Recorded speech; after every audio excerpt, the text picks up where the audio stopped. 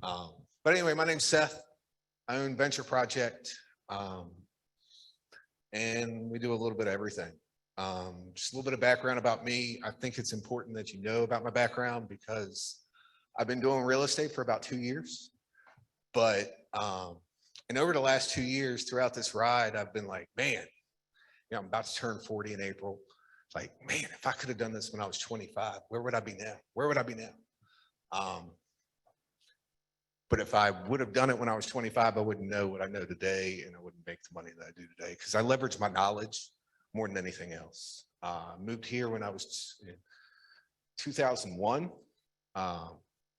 Came here for VCU and a girl, and neither one of them worked out, so that's good. But I got into sales right out of dropping out of college because I didn't need an education to go to sales, right? Door to door, business to business, restaurant, the whole 9 yards.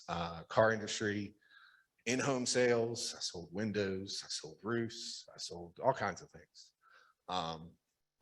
Actually, one of the things that he pointed out was the 10X with Grant Cardone. I learned a lot of stuff from Grant Cardone. I actually had a dinner with him 2 separate times. The guy's a closer. He has great techniques when it comes to negotiations. I learned a lot from him, and it's helped me in my real estate business for sure with my sales background. Then 2010, 2011, something like that, I decided that I need more steady income than commission. So I got into more of a trade aspect, started getting into construction. Then I was working for maintenance for a while, and I was being underpaid and undervalued. So I decided I wanted to get a license. I applied for an electrical apprenticeship, worked there for 3 years. Was working through the union though, and if you know anything about unions in the state of Virginia, the workflow for unions is not that great because they pay really good. So nonetheless, I got laid off with about 350 electricians at the same time because 3 or 4 jobs finished at the same time. We bounced back and forth, unemployment, this, that, the whole 9 yards. So I started doing side work on just to make ends meet, and ended up making more money doing side work in construction, just doing handyman random things like hanging pictures for little old ladies than I was on my 9-to-5 job. So I quit the electrician and went to business for myself in 2015 and ran a handyman business. That was great. I could work 12 hours a month if I wanted to. I could work 70 hours a week. It didn't matter. I chose what income I wanted to make. But I could never really scale that. I could never find good help because there's a lot of lazy people in this world. So then in 2018, December, I had my daughter, and all of a sudden, so just paying bills wasn't going to work. We needed to plan for the future. And that's when real estate really hit me. 90% of my customers were investors. So why not be an investor yourself? How the heck do you do that? Got no clue, but that made sense because they were making a lot of money. I was making a little bit of money.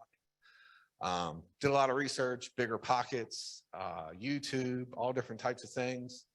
One night, somebody on Facebook, I was messaging back and forth. They told me, go find a RIA. So I did. I sat right there. And Chesterfield RIA did it all, man. Not just Chesterfield RIA, but 90%. It was more networking. What he was talking about his first year that he did stuff, it was all about networking, all about networking. It's so true. I met Oni, I met Kiosha, 15 other people in this room that I've done deals with. It's all been great.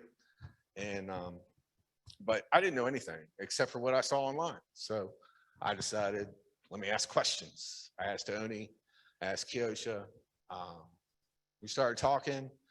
I brought a deal to Oni, and after about 7 times, he finally said, okay, we'll take a look at it. So I had to close and, pull Grant Cardone on him. But that was my first flip. And just like what he was talking about with his first couple of flips down to studs, mine actually, we took the girder underneath the house and every single floor beam out of the house. So we found out after the fact that we had termites. So that was fun. and it turned into a complete renovation. There was like 4 or 5 studs that were remaining from the original house. But that was the end of 2019, early 2020, January, February, something like that. I went into his office and all of a sudden, look at that, there's a check for like over $20,000. Okay, so this is real. We can make money. That's awesome.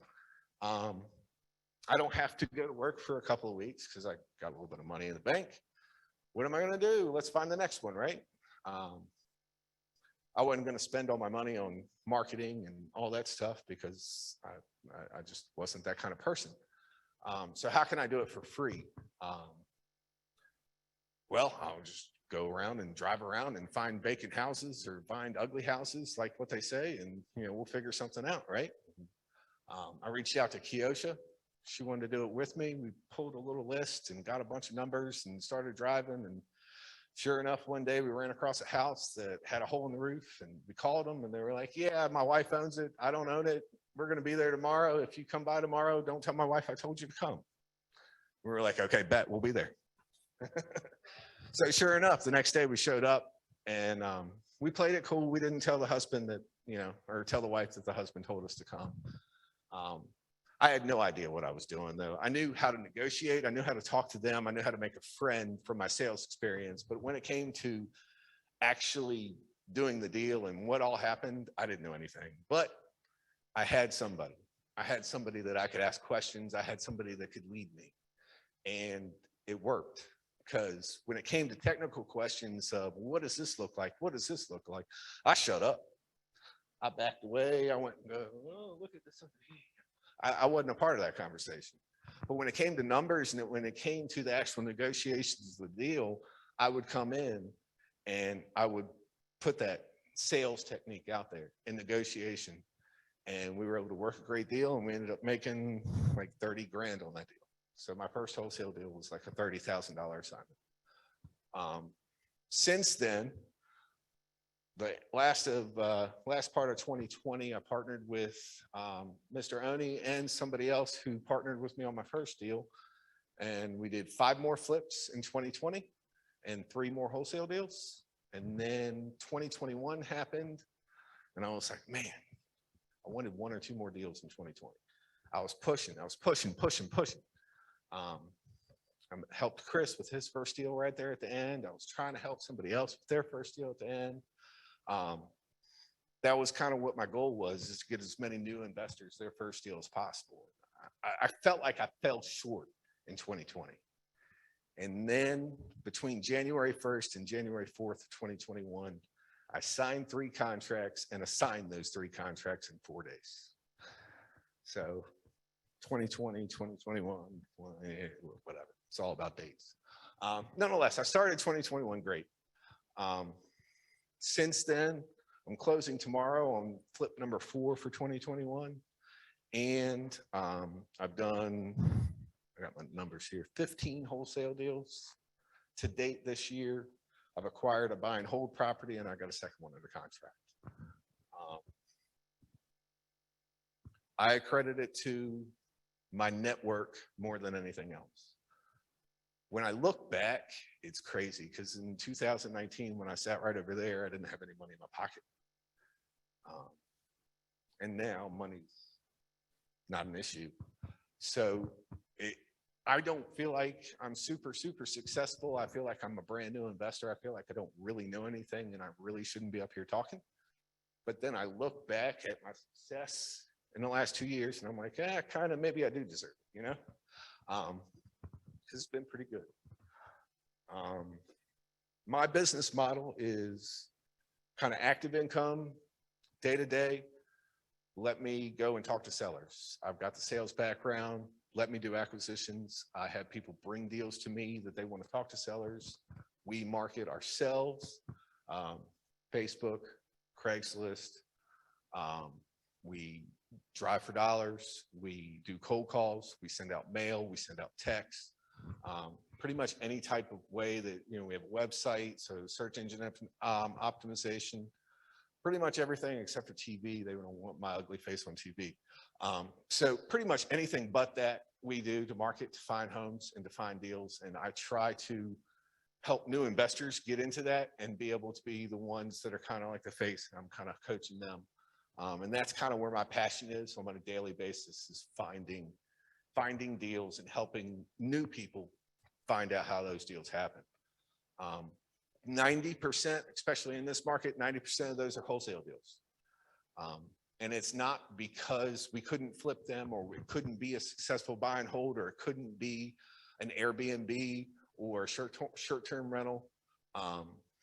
But investors are paying more for houses now than they ever were. So if I was going to make $40,000 on a flip, but I can make a $30,000 assignment fee, why would I take the risk to make the extra $10,000? That's kind of where we're at, and why a lot of my deals turn into wholesale deals on the active market right now. The second side of my business is my passive income. And that is kind of two steps. One, I'll cherry pick from the deals that I do acquisitions for, like the one I'm closing on tomorrow, or I'll reach out to wholesalers, or I'll look on the MLS or Craigslist or whatever to find deals that are potential flip opportunities. With my construction background, I'm very confident in a flip.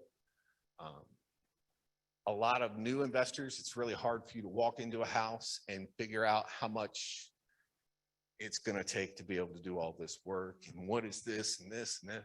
Me personally, I can meet a seller, not know anything about the house, and in 30 minutes, I can give you an offer for a cash price that I know that's a good price. I know exactly how much my repairs are going to be. Well, not exactly, but I know how to estimate it to the point where I'm not going to lose money. And I know how much your house is going to be worth. So my construction background gives me the ability to estimate repairs very quickly. It takes me 5 minutes to walk through a house, and I can tell you it's a $20,000 rehab or a $120,000 rehab. So the flips, those are big chunks of money, $20, $30, $50, $80,000. And then what I'll do is I'll take the chunks and purchase properties that are less and try to pay cash or almost cash for them as whole properties.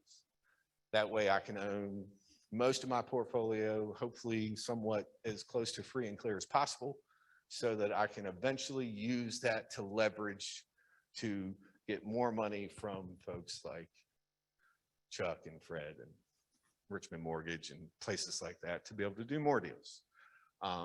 So it's just, instead of it sitting in the bank, that $60,000 check from a flip, instead of sitting in the bank, I'd rather it be tied up in a house that's paid off clear, and I can go and get a refinance or something like that at any time.